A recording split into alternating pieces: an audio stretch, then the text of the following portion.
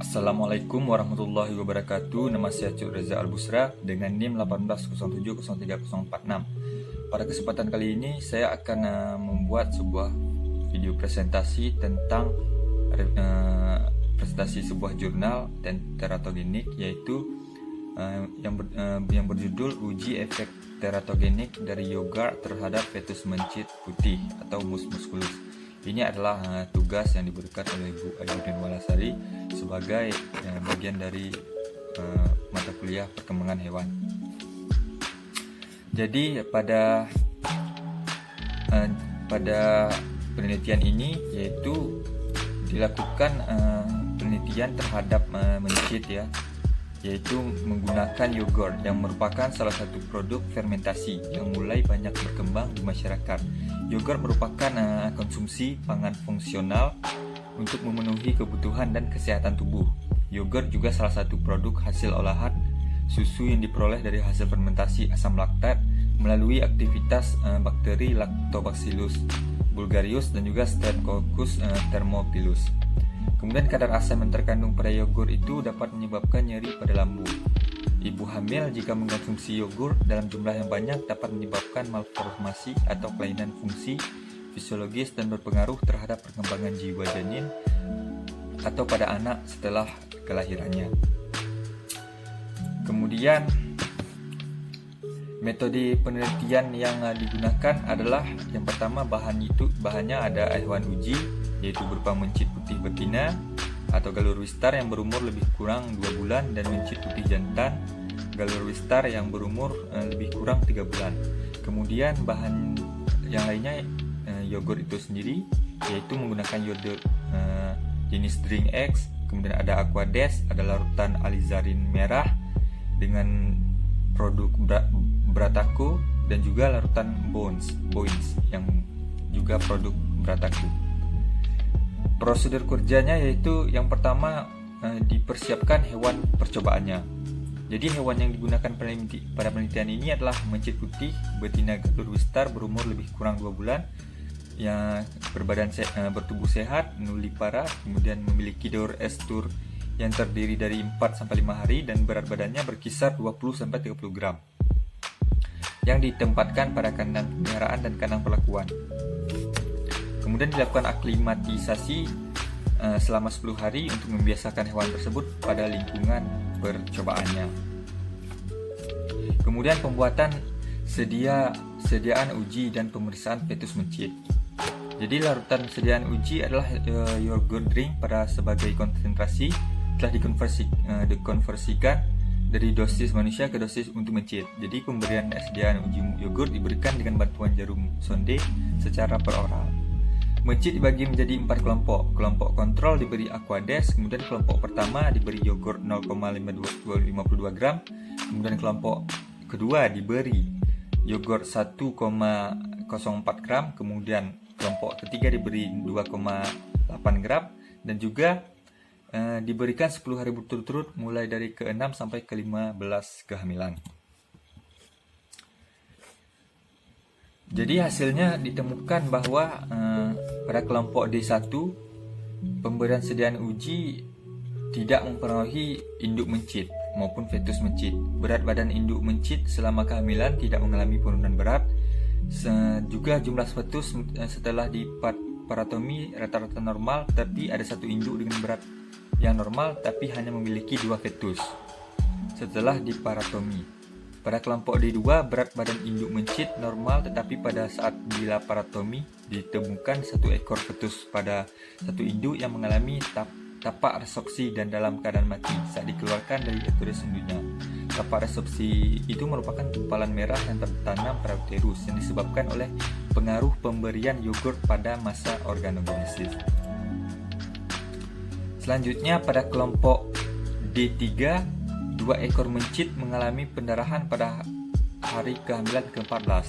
Jadi pendarahan ini disebabkan oleh kondisi patologis atau ketidakseimbangan osmotik yang disebabkan gangguan tekanan dan viskositas cairan pada embrio yang berada antara plasma dan ruang ekstravaskular atau cairan ekstra dan intra embrionik. Jadi bisa dilihat di tabel gambar yang pertama ini dapat dijelaskan bahwa pada uji teratogenis ini terhadap mencit menunjukkan bahwa yogurt pada kelompok D1 itu atau 0,52 gram, D2 kemudian D3 dapat mempengaruhi berat badan induk mencit selama kehamilan secara berkala. Jadi ini menunjukkan ada peningkatan berat badan mencit ya pada gambar yang pertama ini.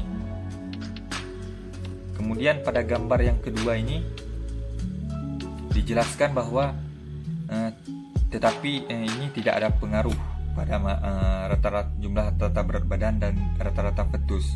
Jadi ini hanya pada berat awalnya, tapi untuk berat rata-rata itu tidak berpengaruh, sehingga jumlah rata-rata fetus pada masing-masing kelompok ini tidak ada pengaruh pada gambar kedua. Kemudian pada gambar yang ketiga menunjukkan bahwa hasil secara berkalanya atau keadaan ini disebabkan karena berkembangnya fetus mencit dan bertambahnya volume cairan amnion plasenta serta selaput amnionnya. Selain itu jumlah fetus juga mempengaruhi kenaikan berat badan induk mencit. Hasil pengamatannya dapat dilihat pada gambar ini ya. Ada pada D1 itu mengalami peningkatannya karena dosisnya juga kecil, jadi pengaruhnya mungkin besar. Kemudian pada gambar 4 ini menunjukkan bahwa pemberian sediaan uji pada kelompok D1 ditemukan 4 ekor fetus dengan berat badan yang rendah dan dengan kondisi mati pada satu induk mencit. Pemberian sediaan uji pada kelompok D2 ditemukan tapak resopsi dari satu ekor induk dalam kondisi mati seperti yang ditunjukkan pada gambar keempat ini. Jadi ada satu ekor induk dalam kondisi mati ini disebabkan mungkin karena dosis dari yogurt tadi. Kemudian gambar kelima ini menunjukkan bahwa pemberian sediaan uji pada kelompok D3 ditemukan adanya pendarahan pada 2 ekor induk mencit berbeda. 5 ekor mencit mengalami hemoragi dan juga ditemukan tapak resopsi. Jadi hemoragi ini adalah pendarahan yang disebabkan oleh kondisi patologis ataupun ketidakseimbangan osmotik yang disebabkan gangguan tekanan dan viskositas cairan pada embrio yang berbeda.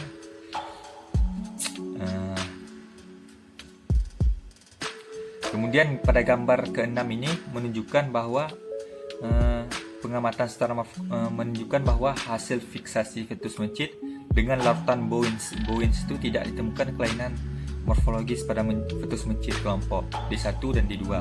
Tetapi pada kelompok D3 ditemukan adanya cacat pada celah-celah langit atau cleft plate pada 2 ekor fetus dari induk yang berbeda setelah dibandingkan dengan kelompok kontrol seperti yang terlihat pada gambar ini.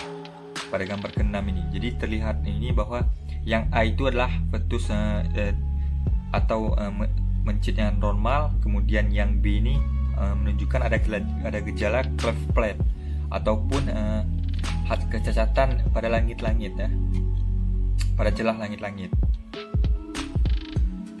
Jadi pengamatan secara morfologis berdasarkan hasil fiksasi itu menggunakan alizarin merah juga terhadap kelompok D1, D2 dan D3 menunjukkan bahwa pertulangan yang normal. Jadi tidak ada kecacatan atau pengaruh dari yogurt ini terhadap pertulangan ya, baik itu pada kelompok mencit D1, D2 dan D3. Hal ini dilihat dari pengamatan pada tulang dada, pada tulang kaki, pada jari-jari kaki, pada setiap kelompok setelah dibandingkan dengan kelompok kontrolnya. Jadi tidak ada kecacatan menggunakan larutan alizarin merah. Nah, jadi berdasarkan penelitian ini dapat disimpulkan bahwa konsumsi yogurt secara berlebihan dapat menyebabkan efek teratogen bagi fetus itu sendiri, sehingga ibu hamil disarankan untuk tidak mengkonsumsi yogurt secara berlebihan. Kemudian dari uji teratogenis yogurt yang dilakukan secara in vivo dapat diambil kesimpulan bahwa pemberian yogurt selama kehamilan dapat mempengaruhi berat badan induk mencit dan tidak mempengaruhi jumlah fetus serta berat badan fetus secara bermakna selama kehamilan. Jadi inti dari penelitian ini disimpulkan bahwa penggunaan yogurt bagi ibu hamil itu boleh ya, tidak mempengaruhi. Cuman dengan jumlah yang normal. Tapi jika penggunaan atau konsumsi yogurt yang berlebihan itu akan mempengaruhi mungkin pada berat badan ataupun pada janin si ibu hamil tersebut. Maka disarankan untuk tidak mengkonsumsi yogurt secara berlebihan. Hanya inilah presentasi tentang penelitian uji teratogenis dari yogurt terhadap fetus dari saya. Lebih dan kurang saya mohon maaf. Wabillahi taufiq wa hidayah. Wassalamualaikum warahmatullahi wabarakatuh.